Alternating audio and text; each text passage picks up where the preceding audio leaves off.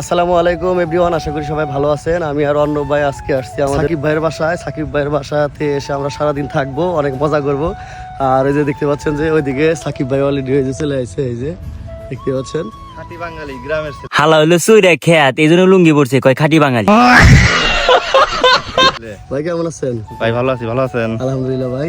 আর সাকিব ভাই কিন্তু আমাকে বলছিল যে ভাই আপনি আসেন, কি খাবেন শুধু বলেন। আমি বলছি ভাই কিছুই খাবো না, আপনার এই পরিবেশটা দেখার জন্য আসবো।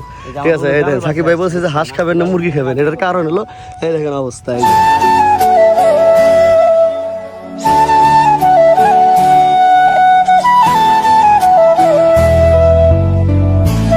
এখন কি আম ভরতে হবে?